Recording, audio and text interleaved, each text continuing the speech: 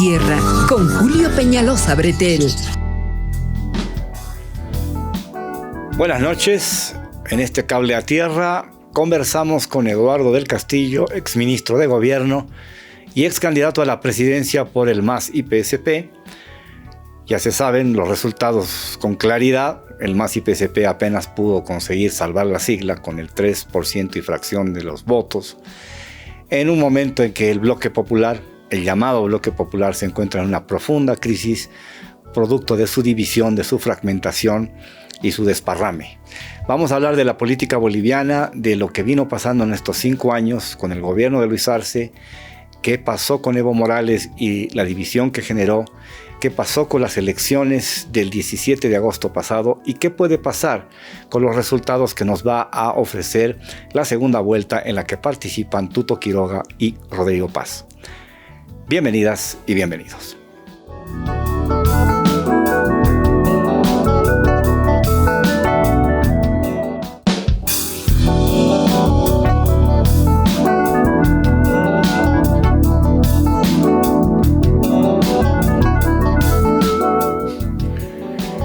Ahora sí doy la bienvenida a Eduardo del Castillo, exministro de Gobierno, candidato presidencial por el MAS y PSP en las últimas elecciones.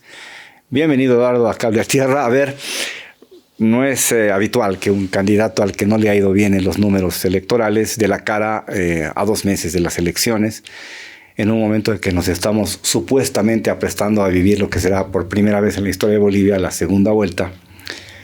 Quiero una recapitulación primero, porque creo que comenzaron el gobierno, cuando asumiste como ministro de Gobierno, de manera muy promisoria. Se encaró muy bien el tema del combate a la pandemia. El primer año del presidente Arce, en ese sentido, fue muy exitoso, muy rotundo, pero ese éxito parece que empezó a generar señales como que de desesperación en el escenario llamado evista, que dijeron, si le va bien a Lucho, como le está yendo, esto augura malas posibilidades para nosotros en el futuro inmediato, y ahí comenzaron los problemas.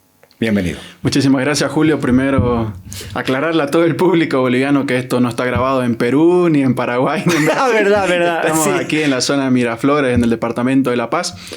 Yo creo que falta por un carácter analítico por parte de Evo Morales. Evo Morales nunca entendió por qué ocurrió los hechos del 2019. Y él nunca pudo hacer mea culpa de todo lo que ocurrió y el desenlace que obtuvo, las decisiones o las malas decisiones que tuvo Evo Morales y su entorno. Yo me acuerdo un 27 de diciembre del 2020, íbamos un mes y un poco más de gobierno.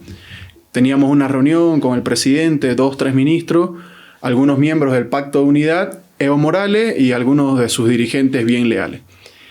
Estábamos hablando, haciendo un análisis del 2019 y en realidad dijeron, dejemos hablar del 2019, hagamos un análisis de por qué ganamos las elecciones del 2020. Y todo el mundo decía, no, que el gobierno de Áñez fue lo peor que le pasó a este país. Y seguían hablando. Y ahí yo levanto la mano y le digo, discúlpeme, Evo, compañero, quiero decirle que la gente votó no para que usted vuelva a Bolivia. La gente votó porque no había salud, no había educación, había persecución, la gente quería justicia por los hechos luctuosos de la gestión 2019 y porque la economía estaba destrozada. Y la gente quería volver a la normalidad previo a los hechos conflictivos del 2019. Y el Evo Morales me dijo, no, ministro, usted está equivocado. Aquí la gente votó para que Evo Morales vuelva a Bolivia. Y entre el 25 de diciembre y el 31 de diciembre es costumbre que todos los años hay un análisis de toda la gestión en el trópico de Cochabamba. Entonces, después de esa reunión, el 27 de diciembre, el 28 de diciembre, Evo Morales dice, hay un ministro de gobierno que dice que el pueblo boliviano no ha votado por el MAS para que el Evo vuelva. Ha votado por la economía, por justicia, por educación, por otras cosas, por salud. Negando que existió una pandemia, negando que se destruyó la educación, negando que las clases eran virtuales cuando la gran mayoría no tiene acceso a internet en este país. Entonces, él no hizo mea culpa. Luego vino un 1 de mayo, el Día del Trabajador, que lo festejamos en el departamento de Santa Cruz. Salimos a movilizar con la Central Obrera Boliviana, la Central Obrera Departamental, y estábamos un par de ministros, los que éramos de Santa Cruz. Estaba Marianela Prado, el presidente, Evo Morales. y otras personas, y estaba Evo Morales, el flaco Borda, que en paz descanse, y estaba Juan Carlos Huarache. Y todos aplaudíamos la marcha, los trabajadores, cómo exigían los derechos, cómo reivindicaban sus demandas. Y luego sale una pancarta que decía bloque choquehuanca, bloque choquehuanquista.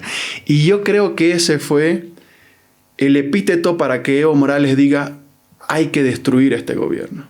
Porque David Choquehuanca quiere ser el siguiente líder indígena después de Evo Morales. Y si yo no lo freno ahora, si yo no freno estos bloques ya ahora... lo había frenado en la determinación del binomio. Y impidió que fuera candidato, claro. Evidentemente. Él no quería que David Choquehuanca asuma la presidencia, trata de ralearlo, pero luego ve que Andrónico también estaba asumiendo y que varios departamentos para la elección del binomio presidencial habían elegido que Andrónico también podría ser parte de esa fórmula y luego le dice, vas a ser primer senador. Y luego él dice, no, yo voy a ser el primer senador y lo manda a tercer senador. Si no hubieran sacado la votación, Andrónico no existiese en este momento en el mapa electoral. Pero esa pancarta del bloque Choquehuanca fue lo que originó que Evo Morales salga con mayor fuerza a deteriorar el gobierno. Estamos hablando del 1 de mayo, meses después del 8 de noviembre cuando asume Lucho y David el gobierno. ¿Qué quiere decir eso? No iban ni 6 meses de gobierno y Evo Morales ya empezó a molestarse, empezó a generar fracturas, empezó a generar divisiones, empezó a hacer contestatario al gobierno y empezó a decirle, aparte de sus diputados y senadores, no aprueben nada. Contradigan todos los proyectos de ley que aprueba la Asamblea. Allá había una instrucción. Claro, ya empezó a haber las primeras divisiones, entonces se empezaba a hablar con un diputado, con otro senador y decir, no es lo correcto, se le explicaban y ellos decían, está bien, este proyecto de ley es necesario para Bolivia, lo voy a aprobar. Pero esto empieza a agudizarse ya a finales del 2023 cuando Evo Morales dice, voy a ser el candidato. Y empieza con las movilizaciones, ahí la Asamblea no aprueba no solamente las leyes económicas, no aprueba las leyes sociales, no aprueba las leyes políticas, no aprueba las leyes de reestructuración del Estado. ¿Qué quiere decir eso? Destruyan el gobierno para que se caiga el gobierno y posteriormente, ¿qué va a pedir la gente? Que vuelva Evo Morales. Claro, adelantamiento de elecciones y Evo El Salvador. Exactamente. ¿Qué pasa? Y en el trajín de eso, Evo Morales no podía salir antes del 2023. ¿Por qué? Porque la derecha en Santa Cruz estaba generando movilizaciones, haciéndole creer que sus días iban a volverse color de rosa con un paro de 36 días. Entonces Evo Morales se veía un poco atrapado diciendo yo no puedo salir a una movilización si la derecha se está movilizando. Voy a esperar que se terminen de movilizar para recién yo empezar a movilizarme. Por eso cuando se acaban las movilizaciones en el oriente boliviano, Evo Morales empieza a bloquear al mismo estilo de la gente que él siempre cuestionó en el departamento de Santa Cruz. Después avanzaron las cosas, se empezó a funcionar la lucha contra el COVID-19 y eso le dio rédito al presidente Arce y parecía que todo se encaminaba hasta que llega un momento en que empiezan a fallar los números de la exportación de gas, los ingresos nacionales empiezan a caer y empezamos a entrar en problemas y ahí Evo Morales cruza al presidente Arce y rompe la bancada, y rompe la gobernabilidad. Y yo creo que a partir de ahí ustedes han vivido algo así como un viacrucis de 3-4 años. Fue una política de Evo Morales de hacer cosa con el hambre del pueblo. Si ustedes revisan en el internet, en el buen Google, dicen crecimiento económico de Bolivia 2021-2022, éramos uno de los países que más crecíamos en toda la región. Fuimos el país que recuperó el derecho a la educación post-COVID, de que ya todos los estudiantes empezaron a ir a los colegios, a las unidades educativas, porque se trajeron los medicamentos, se trajeron las pruebas, hubo toda una política sanitaria y se invirtieron los recursos necesarios y suficientes para salir de ese problema. Entonces la gente salió a trabajar normalmente, empezó a producir, generó excedente y ese excedente se convirtió en exportaciones, por tanto se generaron el ingreso de las divisas suficientes al país. ¿Cuál fue el problema? Que luego empezamos a pagar la deuda que generó Evo Morales y los gobiernos anteriores, porque la actual asamblea no aprobaba ningún crédito. Entonces había una fuga de divisas excedentes. Salían más dólares de los que ingresaban al país y eso generó un desbalance en la balanza comercial. ¿Cuánto ha influido esa famosa reunión realizada en Cochabamba en la que participa la ministra Prada, Evo Morales y el presidente Arce? Y Evo hace comentarios con respecto de la familia y de los hijos del presidente Arce y el presidente le dice no se meta con mis hijos, eso es de dominio público. Creo que ese es un momento ya de ruptura definitiva. Yo creo que esa reunión fue una pantomima de Evo Morales. ¿Por qué? Porque en esa reunión hubieron puntos de acuerdo. Pese a que Evo Morales decía, él está haciendo esto, él está haciendo esto. Y el presidente le dijo, denme pruebas. Si están haciendo pruebas, yo voy a hacer que se procese, que se investigue. Y dijo, las siguientes reuniones las voy a traer. Pero más allá de los desencuentros que hubieron, hubo un punto de acuerdo. Que dijeron, hasta el 1 de enero del 2024 no se habla de candidaturas. No se habla de candidaturas. Mientras estaban en la reunión, el Evo agarra y dice, saquémonos una foto todos.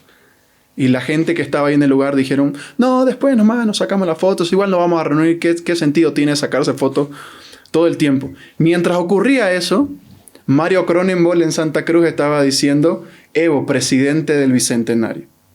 Y nosotros salimos a denunciar cómo Evo estaba pactando, diciendo no hablar de candidaturas para no generar más división, para no generar más fragmentación.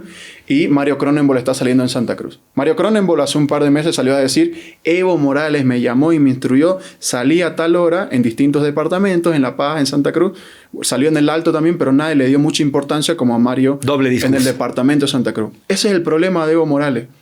A Evo Morales, a partir de la gestión 2016, ya no le interesa el país. Ya no le interesan las organizaciones sociales, ya no le interesa el bienestar del pueblo boliviano. A Evo Morales lo único que le interesa es Evo Morales. Y si tiene que traicionar a su familia, a sus dirigentes, a sus sindicatos, a su grupo que lo ha apoyado bastante tiempo, lo va a hacer 1 y 1000 veces como ya lo hizo en el pasado. ¿Es cierto que ayudaste a Evo Morales de alguna manera a resolver el problema de la niña de Yacuiba y en su momento trataste de buscar una salida para que a Evo Morales las cosas no le fueran tan mal? No, es completamente falso. Porque eso es lo que manejan muchos medios, ¿no? Yo lo que sí he hecho, la conozco a esta persona, siempre he tratado de no hablar de ella porque cuando citamos el nombre de una mujer que ha sufrido o ha sido víctima de violación, de transgresión de sus derechos sexuales, etcétera, etcétera, revictimizamos a la persona. En vez de estar hablando del agresor, en vez de estar hablando del victimario, nos enfocamos en la víctima. Y yo creo que ese no es el camino correcto. Cuando yo ya fui ministro de gobierno, siempre habían especulaciones de que Evo Morales cometía hechos de pedofilia cuando asumió el cargo de presidente, durante, post y después. ¿Qué pasa? Una vez llega a mi despacho una denuncia que Evo Morales había transgredido los derechos sexuales de menores de edad mientras ejercía la presidencia, yo digo, investíguese. Empezaron a investigar y encontraron los elementos suficientes que él sí habría transgredido los derechos sexuales, no de una persona, sino de varias. Es verdad también que en su momento conversaste cuando todavía las cosas eran más o menos civilizadas con Evo Morales y le aconsejaste que se fuera a dar una vuelta por el mundo como embajador itinerante para contarle precisamente al mundo cómo un presidente indígena había generado transformaciones tan importantes para el país y que eso más bien generó una reacción contraria, negativa a la que tú esperabas. Yo le tenía un bastante aprecio a Evo Morales porque los primeros años de gobierno que tenía Evo Morales logró la inclusión de todos los sectores sociales de la política boliviana y en la toma de decisiones y el rumbo y el horizonte del país.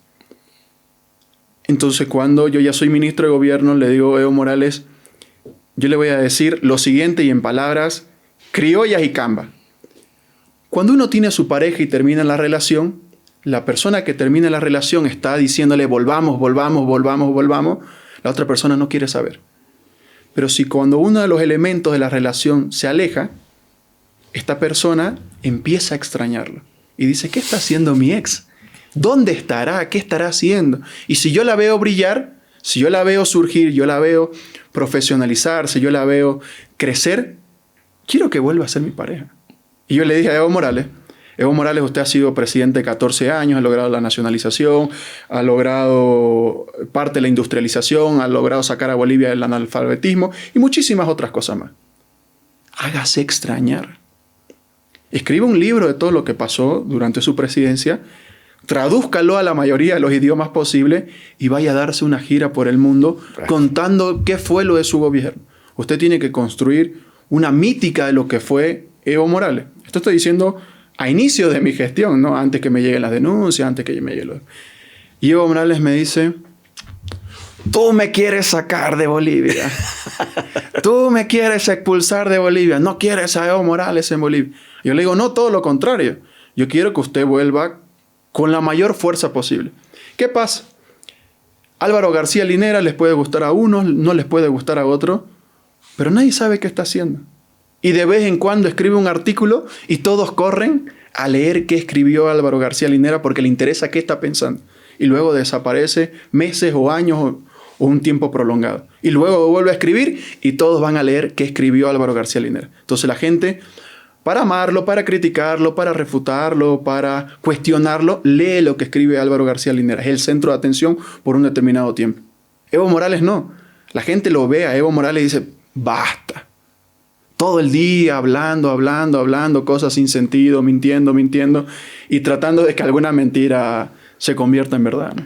En otras palabras, Evo Morales malinterpretó tu buena intención y pensó que había todo un contubernio de parte del gobierno de Arce para sacarlo del medio y para que dejara de ser un estorbo. Yo creo que si lo hubiese hecho y si no hubiese perjudicado al gobierno, tal vez su situación sería otra. ¿Tienes idea de quién fue el que a la mala o los que a la mala le dijeron, si a Lucho le sigue yendo tan bien como le ha ido con el combate a la pandemia, olvídate de volver al poder? Le inflamó la cabeza de tal manera que decidió romper la bancada y a partir de ahí hacer cosas impresionantemente increíbles como pedirle a Andrónico que pacte con Creemos y Comunidad Ciudadana para retener la presidencia durante 2 años consecutivos de la Cámara de Senadores. Llegó a pactar con la derecha Evo Morales a través de Andrónico. Diciendo que habían presos políticos y otros temas. Yo conozco de una reunión que Evo Morales tuvo con su grupo cercano y salieron expulsados de esa reunión 2 personas. Estaban comentando cuáles eran las posibilidades de Evo Morales de unas elecciones antes que el Tribunal Constitucional lo inhabilite ya de por vida al cargo de presidente, vicepresidente en el cargo de sucesión constitucional. Y uno de sus ex colaboradores, que este último tiempo lo he visto alejarse un poco, llega con unos papeles, con unos gráficos y le dice, Evo, me ha llegado la última encuesta. Si sos candidato, vas a ganar con el 84%. Y todo el mundo aplaude. Y uno de ellos, no voy a revelar el nombre, levanta la mano y dice, discúlpeme, mi compañero presidente Evo Morales, quiero decirles que ni siendo el único candidato va a ganar con el 84%. Es imposible. Ni en su mejor época logramos llegar al 70%. Imagínense en nuestra peor época, con tantas denuncias, con tantos desgastes, porque no nos diferencian entre el levismo y el masismo, entre el gobierno, porque todos somos lo mismo y usted ha contribuido a desgastar el gobierno, que creo que no es una buena política. Y le dijo, sos un traidor, salite. Lo echó. Y el otro le dijo, no, pero vos también salite. Y expulsó a 2 de la reunión y ellos 2 quedaron dolidos. No sé si ahora estarán hablando, pero eso, si no me equivoco, fue 2022 o 2023. Entonces el círculo cercano le empezó a mentir de tal manera que él creyó que la gente en las calles gritaba, Evo, volvé. Que 8 de cada 10 bolivianos le decían, Evo, por favor, ¿dónde estaba? Vos sos el único que puede salvar este país. Bien, a partir de esa decisión de la ruptura de la gobernabilidad, bancada partida, comienzan los problemas. Mucho. ¿Cómo ha gobernado? Se escuchaba al ministro de Gobierno, al ministro de Justicia, a la ministra de la Presidencia y no a muchos más. Me parece que muchos se escondieron bajo los escritorios, no quisieron asumir un gran compromiso público con el presidente, no defendieron de manera militante, basada en una mística, en una convicción al gobierno y todo fueron penurias. Fueron demasiados los problemas, sumados a ellos la crítica inacción del presidente en muchos casos, en muchos temas en los que pareció no dar señales de vamos a hacer esto para cambiar la situación de los dólares, de los carburantes y para mitigar en alguna medida el incremento de precios de la canasta básica de alimentos.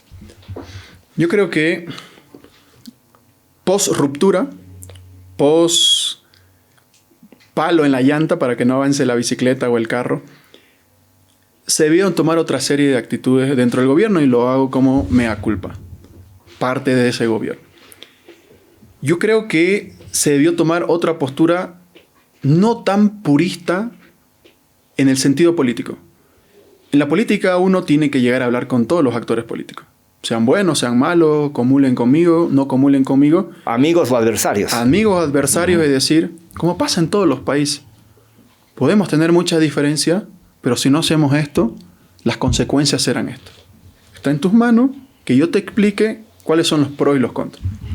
El sentarse a dialogar, el sentarse a concertar, podría haber conducido a un país mejor y a un sufrimiento menos del pueblo boliviano. A veces se recomendaba, se decía, ¿y si se convoca a tal persona? ¿Si se habla con tal persona? ¿Si hacemos esto? Decía, no, yo con tal persona no me siento. Yo con tal persona es imposible. Me van a decir esto, me van a decir eso. Yo creo que hay que perderle miedo a la política y hay que ver cuál es el interés principal. Y el interés principal es el pueblo boliviano, que para eso sos gobierno. Si tenés que sentarte con el diablo, si tenés que sentarte con los discípulos, si tenés que sentarte con la iglesia, si tenés que sentarte con tu peor enemigo, hay que hacerlo. No te estoy diciendo para transar, sino te estoy diciendo para buscar soluciones para el país. Y ahora, cuando ya la gente ve que el movimiento socialismo no está en una carrera electoral, todos los créditos se aprueban. El dólar empezó a decaer. La inflación más baja de toda la gestión es la del actual mes. Imagínense si nos hubiese tocado eso en una carrera electoral, con una inflación del 0.2%, con el dólar en descenso, sin peleas entre masistas, que ahora todos quieren hablar, ahora todos te llaman, ahora todos dicen, ¿y ahora qué hacemos, Eduardo?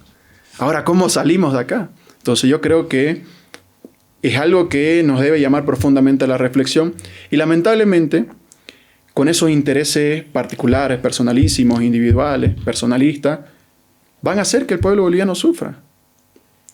¿Y qué va a tocar hacer el pueblo boliviano? Resistir. Porque ambas candidaturas que ahora están disputando la presidencia son de derecha. ¿Y a quiénes van a recortar? A los ricos no. Van a recortar el estómago del pobre. Va a encarecer todo. Y van a ver que la inflación del 0.2% que estamos viviendo actualmente en el país va a ser muy lejana a la inflación que va a haber cuando ellos asuman el gobierno. Bien, vamos a hacer una pausa y luego hablamos de la candidatura y de todo lo que pasó con el MAS y sobre todo la vinculación con las organizaciones sociales. Vamos a la pausa.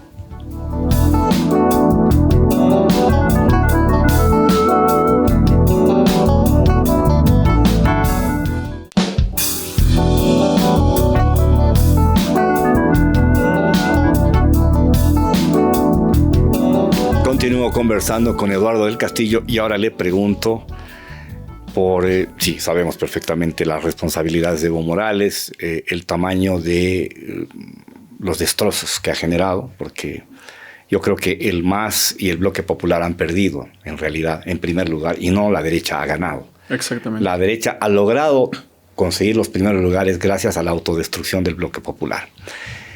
Pero seguramente también en el gobierno hay cosas que no se han hecho bien, y eso tendría que ser explicado por alguien.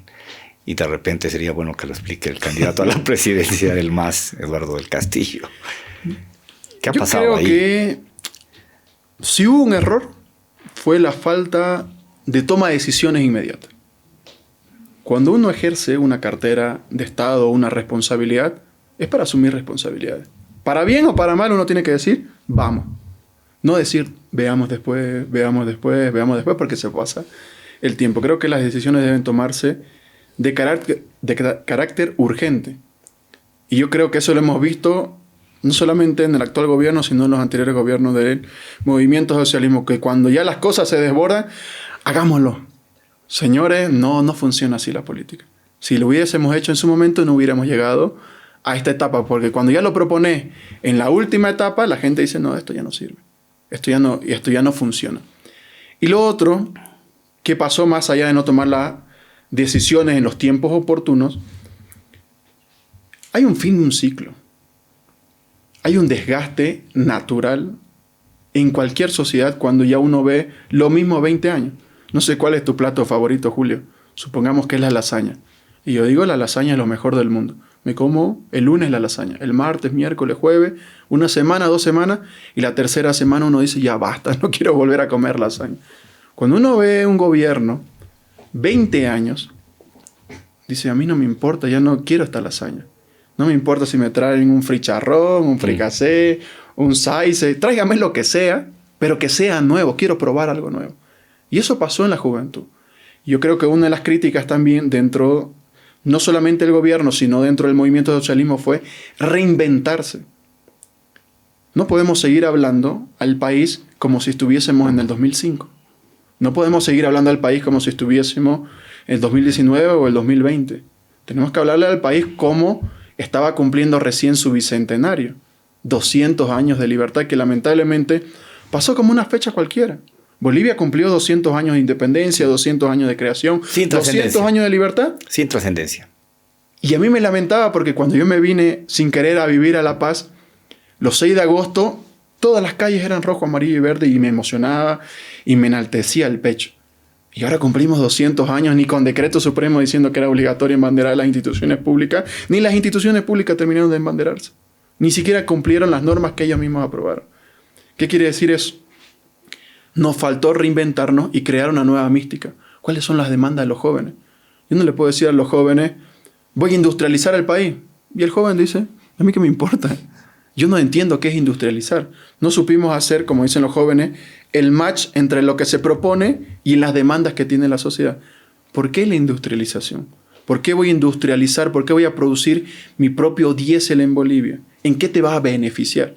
Voy a producir una planta de biodiesel que me cuesta X millones de dólares y que me va a generar X millones de dólares y que luego va a generar las reservas internacionales.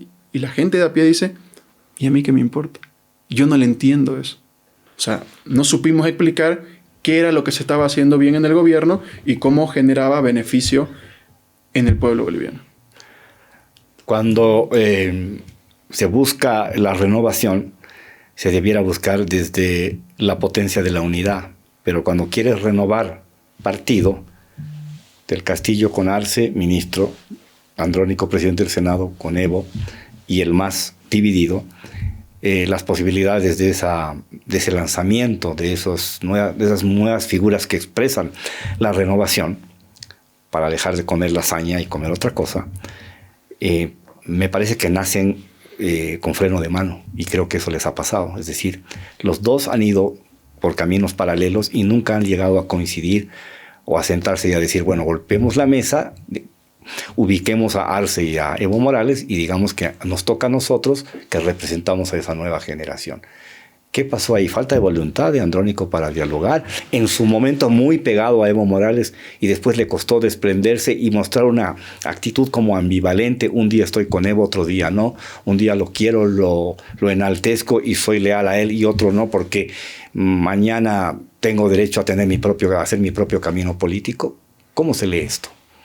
Nosotros intentamos, hasta el último minuto de la inscripción de la candidatura del MAS, hablar con todas las fuerzas populares, incluido Andrónico y todas las fuerzas populares. Eva Copa incluida. Eva Copa y todos los actores que representan el bloque popular. No solo estoy hablando de la izquierda, estoy hablando del bloque popular en su conjunto. Lamentablemente primaron los intereses. Nosotros dijimos, a mí no me mueven los intereses personales, si yo tengo que bajarme no tengo ningún problema, pero vayamos en unidad. Demostrémosle al pueblo que podemos unirnos, porque en realidad lo inmediato y necesario que requiere el país es una concertación entre todas las fuerzas políticas. Ya basta de división, basta de enfrentamiento, porque si no, puedes tener las mejores intenciones. Imagínate que Samuel hubiese ganado las elecciones. En 100 días no iba a aprobar nada con una bancada que no representa un tercio. Iba a vivir lo mismo que nuestro gobierno. Entonces, sí o sí necesitas una concertación con toda la fuerza, y eso es lo que propusimos. Nosotros no bajamos. Como movimiento de socialismo no bajamos, pero hagamos la unidad. Y los otros decían, bájense y apláudannos. Y así no se construye unidad. Así no se construye unidad. La unidad se construye, no todos ganamos, pero no todos perdemos. Todos logramos crear un nuevo plan de gobierno sin afectar a las grandes mayorías. Ese es el único requisito que nosotros pedimos para la unidad. Y ellos dijeron, le podemos dar 3, 4 diputados, pero nadie conocido. Pónganla, si quieren, a su amigo, a una persona que construye en su casa, en su vecindario. Pongan, entre comillas, un palo blanco. Yo le digo, no se trata de poner palos blancos, se trata de hacer política franca y sincera. Y decirle al pueblo boliviano qué es lo que vamos a hacer, cuáles son las consecuencias de nuestras acciones, pero cómo nos vamos a beneficiar en ese tipo de determinaciones y ejecuciones de las mismas que vayamos a tomar el día después. Yo entiendo, o trato de entender cuál era el posicionamiento de Andrónico, que al final termina rompiendo con Evo Morales, pero él se debe a un territorio, a un determinado sector de la sociedad boliviana que es el Trópico de Cochabamba. Y Evo Morales demostró que es más fuerte en el Trópico de Cochabamba. Y lamentablemente, ahí surgen amenazas en contra de personas. Voy a perseguir a tu familia, le voy a quitar el terreno a tu madre, voy a molestar a tus hermanos y no vas a volver al trópico. Entonces yo creo que Andrónico no sabía si terminar de, como decimos vulgarmente, destetarse de Evo Morales y buscar su propio rumbo, que yo creo que era lo correcto, que varios se lo cuestionaron, o decirle, Evo, estoy acá. Yo creo que le faltó tal vez decir, termino de romper, o si no, ¿para qué intenté romper? Si no hubiera dicho, no soy candidato y sigo bajo el brazo de Evo Morales. Yo creo que tuvo la osadía de decir, voy a salir por encima de Evo Morales, pero al final no dio el paso necesario y suficiente para terminar de salir. ¿Cómo se definió la candidatura de Eduardo del Castillo, considerando que parece hubo una reunión con el Pacto de Unidad en el que al presidente Arce le dijeron hace varios meses que no puntúas más de 2% para ser candidato, tienes que bajarte? Eso generó el enojo del presidente y más o menos, ya que sea el Eduardo, como para decirlo en términos vulgares, ¿no? Y no como producto del resultado de un trabajo orgánico, de un ampliado, de una reunión formal del MAS y PSP, y más o menos como que estamos apurados de una vez, decidamos. ¿Se partió bien? ¿El origen de partida de la candidatura fue el correcto o crees que fue un poco precipitado y ya la vorágine de los acontecimientos te arrastraron hasta donde había que ir, que era ir hasta el final, lográndose finalmente salvar la sigla, ¿no? Que es lo que se ha conseguido? Yo creo que lo primero que ocurrió fue la división del MAS. Luego viene el fin de un ciclo que necesariamente debería emerger, que casualmente todos los ciclos en este país duran casualmente 20 años. Sí. 2005-2025 tenía que llegar el fin del ciclo de nuestro país. Y luego viene la no aceptación, por decirlo de alguna manera, de Luis Arce Catacora, la candidatura a la presidencia por el movimiento al socialismo. Yo desconozco las reuniones previas, pero ya faltando muy poco para las elecciones generales, me convocan a una reunión, me dicen las organizaciones sociales, ¿cómo está, ministro? ¿Será que puede venir? Y le digo, estoy en una reunión ahora, puede ser dentro de una hora, hora y media. Y me dice, está bien, lo esperamos. Llego a la reunión, estaban todas las organizaciones sociales y me aplauden. Y yo dije, no, mi cumpleaños falta bastante. Y me dicen, ¿cómo está, candidato? Y yo los escucho, me siento y siguen hablando. Y de ahí, en un rato, vamos a dar un cuarto intermedio a esta reunión de los que estamos debatiendo. Y queremos decir que nuestro candidato va a ser el compañero Eduardo del Castillo. Hoy tiene que renunciar al cargo de ministro de la presidencia, vamos a ir a la Plaza Morillo y usted es el candidato. Y yo, como soy militante, me debo a las organizaciones sociales, salgo a la Plaza Morillo y digo, voy a ser el candidato del movimiento socialista. Las planchas de los diputados y los senadores, que creo que es un factor fundamental que se jugó también, y que lo voy a decir por primera vez públicamente, jugó un rol determinante, porque las organizaciones sociales decidieron recuperar el movimiento al socialismo porque estaban cansados del dedazo. Los ampliados determinaban que el alcalde, mal ejemplo de Ascensión de Guarayo, iba a ser Julio Peñalos en un congreso, en un ampliado, y luego venía el dedazo de Evo Morales y decía, no, va a ser Stephanie Brigitte. Y la gente decía, no, esto no va, y votaban por otra gente. Entonces la gente dijo, estamos cansados del dedazo de Evo Morales, vamos a recuperar el MAS. Lograron recuperar con un congreso el movimiento socialismo y dijeron, no más dedazo. Pero transformaron el dedazo de Evo Morales al dedazo de la dirigencia de las organizaciones sociales. Varios dedazos. Muchos dedazos. Entonces, trasladaron el dedazo del trópico al dedazo a una mesa redonda. De decir, Julio es candidato, Eduardo es candidato, vos sos candidato, vos sos candidato, vos sos candidato. Y yo le dije, compañero, no podemos trabajar sobre el dedazo de unas personas para cambiarlo para el dedazo de otras personas. Necesitamos escuchar a las organizaciones sociales. Y yo les decía... Se olvidaron de las bases. Se olvidaron de las bases y se autoeligieron. Y ellos decían, bueno, como teníamos al inicio 1% de aprobación con el MAS, no vamos a ganar, entonces nos pondremos nosotros en puestos de seguridad. Y la gente se dio cuenta, las organizaciones sociales se dieron cuenta y dijeron, yo no voy a votar por estos tipos que se están aferrando a un cargo. Si hubiesen bajado un ampliado, si hubiesen bajado una reunión y los hubiesen elegido, voto por ellos, porque es una decisión orgánica. Y la gente luego tuvo sus reuniones y decidió votar por otra tercera opción, ¿no? Entonces, Yo creo que parte de lo que ocurrió fue de que se cambió el dedazo del trópico de una persona al dedazo o a un manazo, que yo les decía, compañeros, no cambiemos el dedazo por el manazo, que ya son las decisiones de varias personas. Yo les decía, compañero, bajen, yo bajo con ustedes. Bajemos a las organizaciones, vamos a los ampliados y cambiemos la lista. Y el que no tiene apoyo, diga, compañero, yo me bajo y elijamos al que está eligiendo el pueblo. Y nadie se animó. Ninguno de los que estaban candidatos a diputados y senadores que lo eligieron previo a que yo llegué, decidieron bajarse. Entonces la candidatura, la campaña, la hicimos con un pequeño grupo. Sí, logramos levantar la mística, logramos que los militantes del MAS vuelvan a salir, vuelvan a celebrar, vuelvan a reír, vuelvan a cantar, y se empieza a sembrar una semilla de esperanza. Eso fue lo que logramos, y por eso, mal que mal, logramos salvar esa sigla que hay que reestructurarla, que hay que darle nuevos alimentos, hay que entender el nuevo ciclo del país que se viene y qué es lo que va a demandar el pueblo boliviano. No estoy diciendo que nunca nos vamos a ir a la derecha, sino que hay que entender cómo satisfacer las demandas del pueblo boliviano sin afectar el bolsillo de las grandes mayorías. ¿Dónde se fue el voto del 1.000.000 de militantes del MAS? Si asumimos que se fue un pedacito a Eduardo del Castillo, otro pedazo a Andrónico y un pedazo más grande al nulo, que es el que promovía Evo Morales, se distribuyó perfectamente para la derrota colectiva. Totalmente de acuerdo. Por eso, la división, el fin del ciclo, el manazo, fueron elementos suficientes para generar la derrota del bloque popular. Uno habla con la gente en la calle y dice, no sé por quién votar. Creíamos que Lara era, pero lo hemos escuchado ya ahora detenidamente y es muy peligroso. Entonces la gente dice, voto blanco, voto nulo, por Tuto no sé, por Paz podría ser, por Lara no.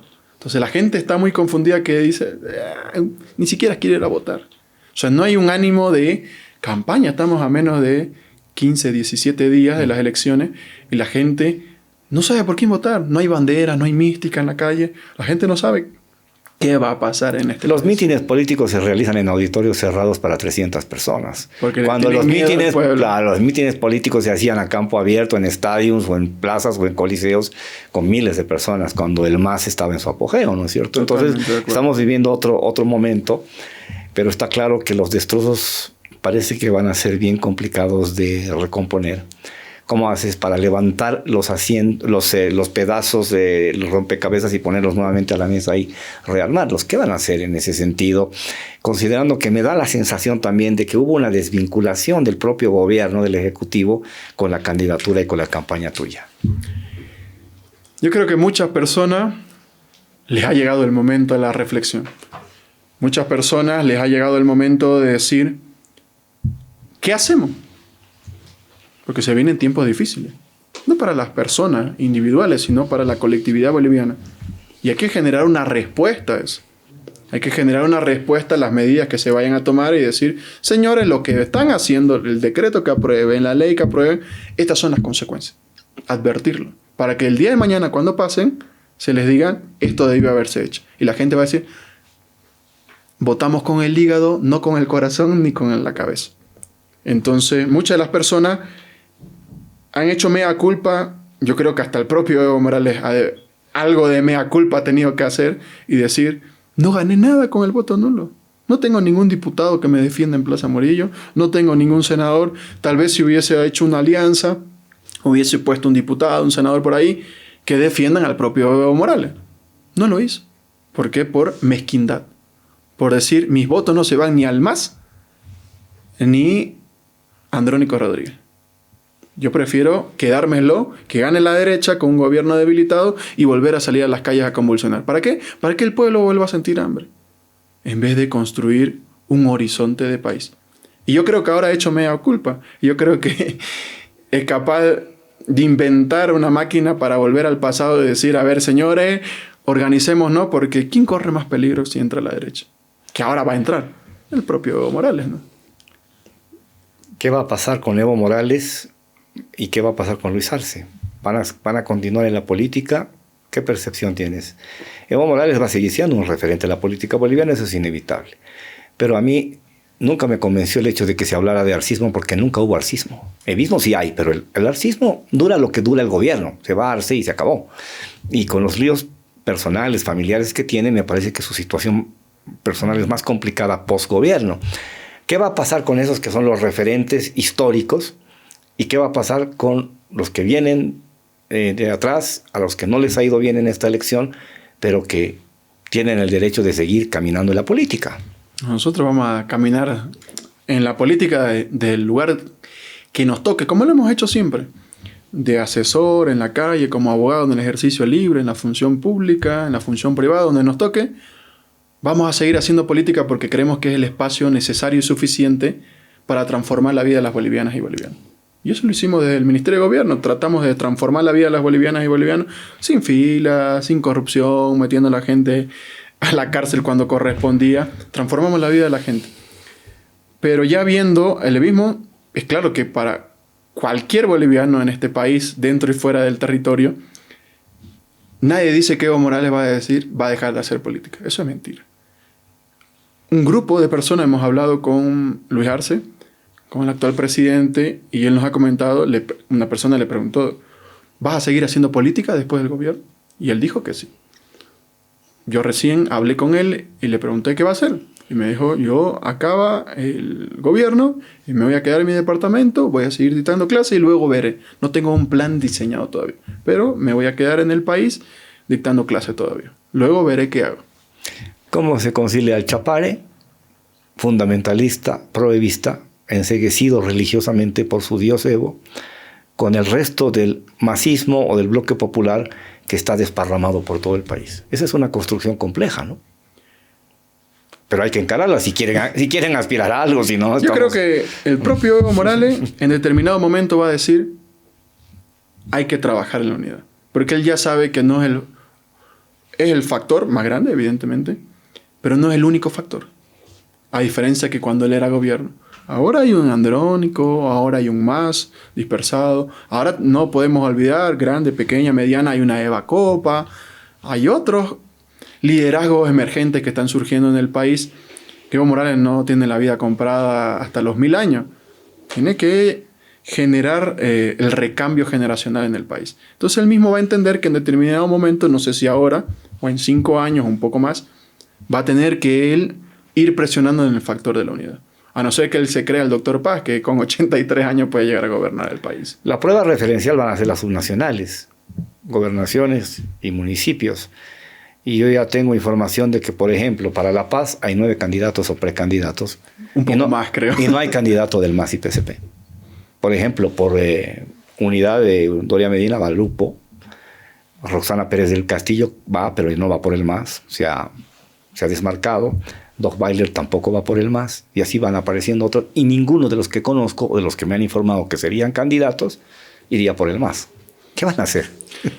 La idea que se están debatiendo, hay algunos que dicen vamos por el MAS, en algunos municipios hay algunos alcaldes que quieren repostular por el MAS, hay otros que dicen hagamos alianzas por departamento, por municipio con el MAS, con otras siglas políticas, para renovarlo, no para cambiar su visión o cambiar la ideología, sino para actualizarla a las demandas del pueblo boliviano.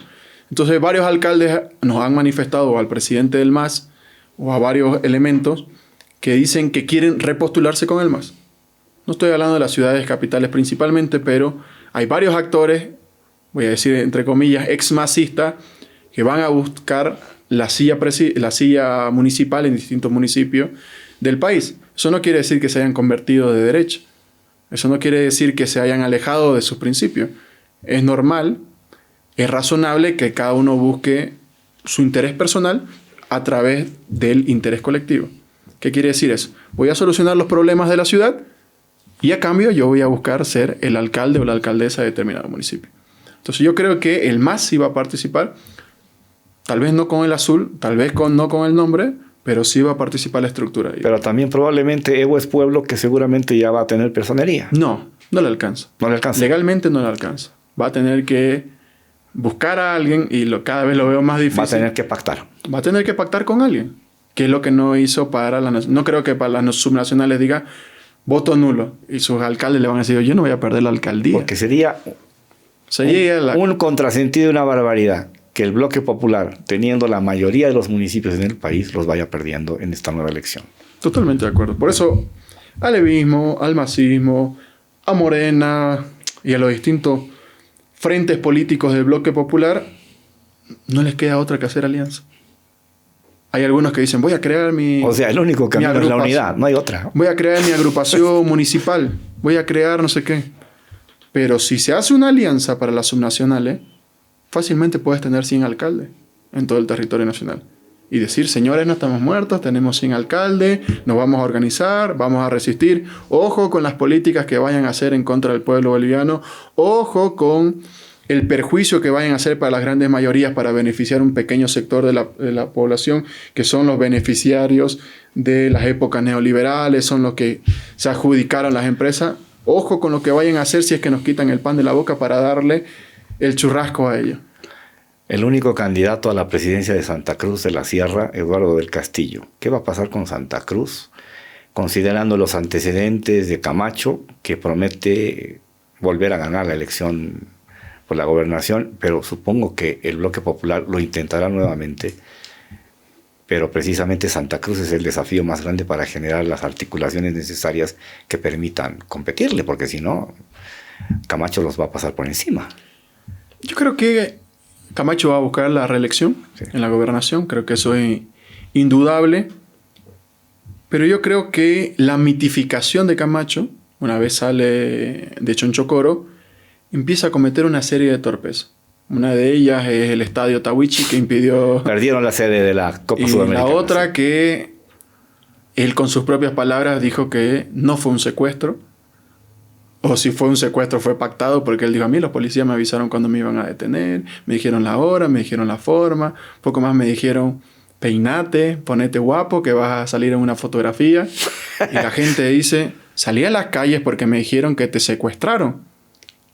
Cuando vos me decís que todo está bien avisado. Pero si se había hablado del secuestro persistentemente durante el tiempo de reclusión de Camacho y ahora dice otra cosa. Exactamente. Por eso yo digo, la mitificación se va cayendo y luego la gente va a ver la gobernabilidad que tiene la gobernación. Tal vez no ahora, tal vez en su posible reelección que tengan del departamento de Santa Cruz. Evidentemente el bloque popular va a buscar disputar, pero también los otros sectores cruceños, la institucionalidad cruceña va a disputar también la gobernación en el departamento de Santa Cruz, que no quiere una administración como la que se manejó en la época de Camacho, con corrupción, con sobreprecio, con creación de empresas fantasmas, con beneficios que nunca llegaron a la población.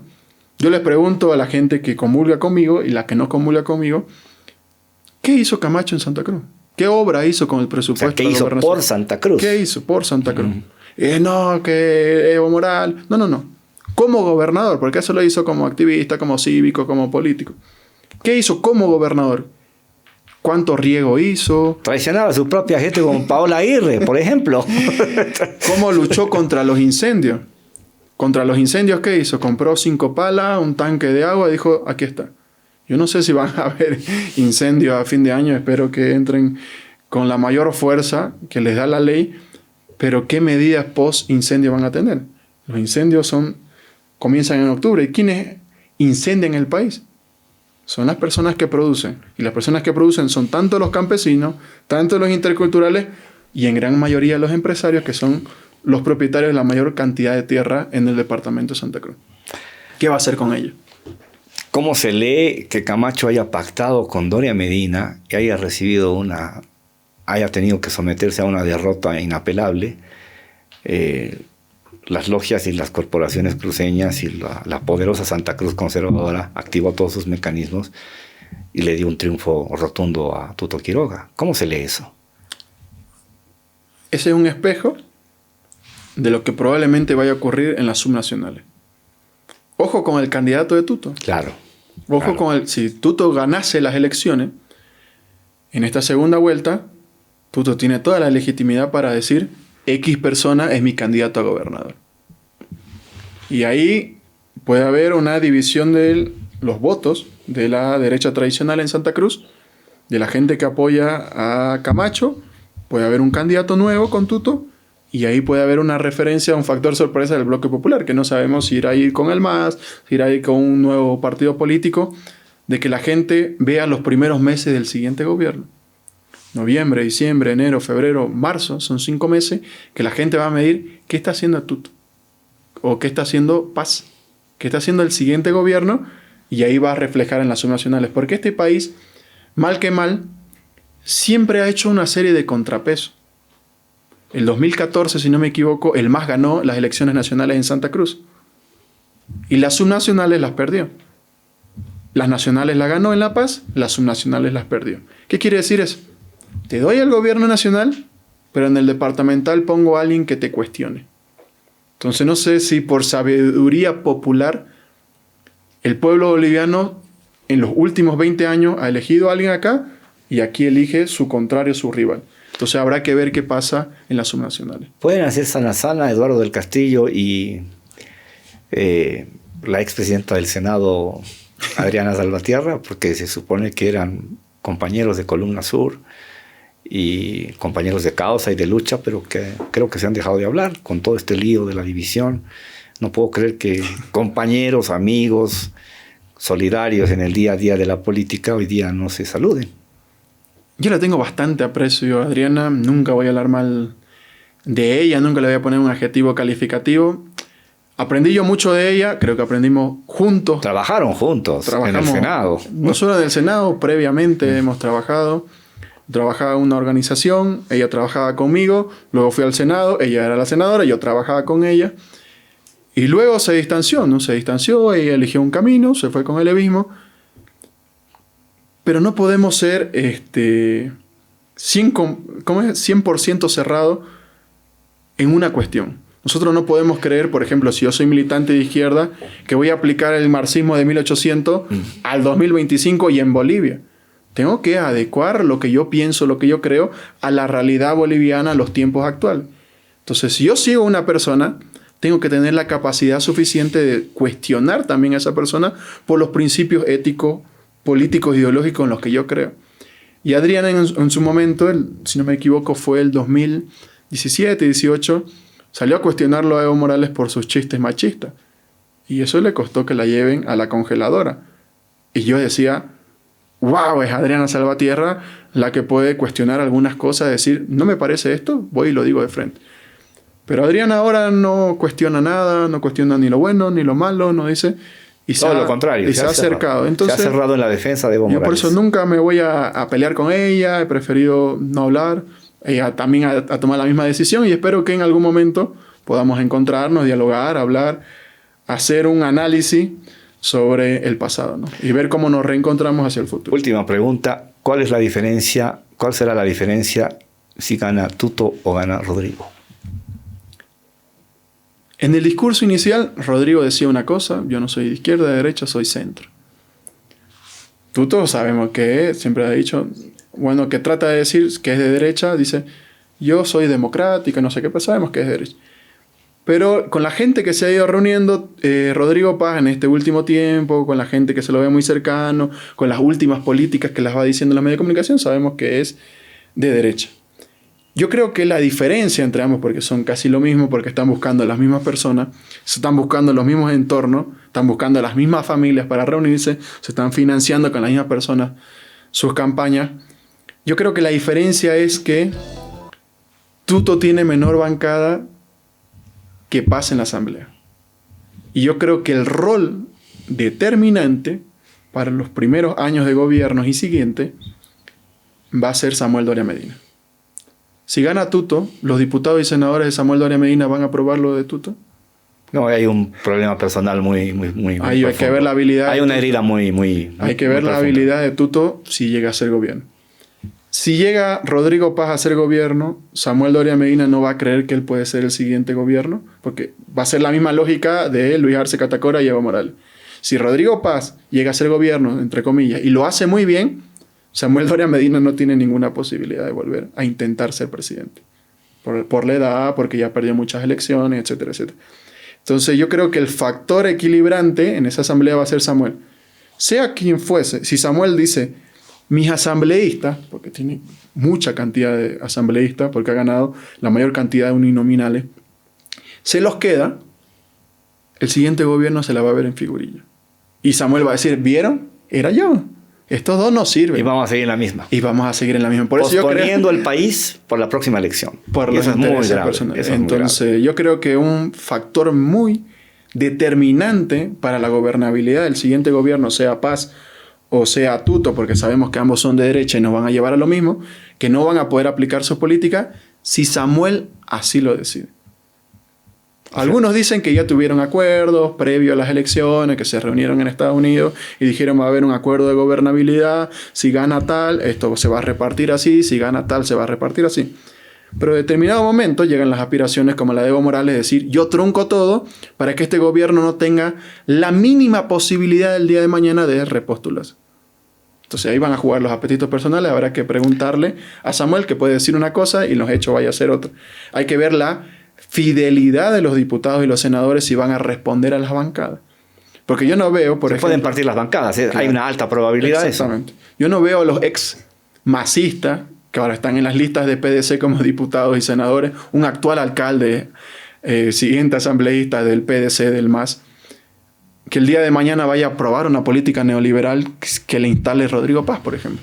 Entonces ahí van a jugar los individualismos. Yo creo que van a haber fraccionamientos de bancada. Parte de la bancada de Samuel de Santa Cruz es de Camacho. Vamos a ver si Camacho se une con Tuto al final del día, que al principio, hasta ahora lo vemos que no está aliado, que sigue la línea de Samuel, o se alía con Rodrigo Paz. Entonces, el que va a jugar un rol importante va a ser Samuel Doria Medina. Nosotros, seguramente nos va a tocar hablar con Andrónico Rodríguez, nuestros pequeños diputados, más los diputados de Andrónico, los vamos a juntar y vamos a tratar de ser cuestionadores a las políticas malas que vayan a hacer, y las buenas, vamos a decir... ¿A eso se va a dedicar Eduardo del Castillo los próximos 5 años? No, yo estoy... ¿O en gran medida? Yo la próxima semana espero presentar la tesis y mi doctorado y defenderla hasta fin de año, y dedicarme al derecho porque tengo que ganar recursos económicos para pagar los colegios de mis 2 hijas y, bueno, las deudas que tengo con el banco, ¿no?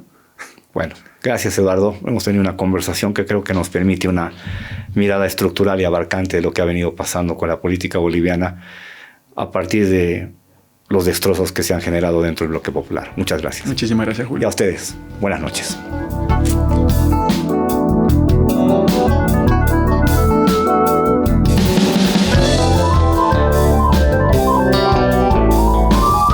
Cable a Tierra con Julio Peñalosa Bretel.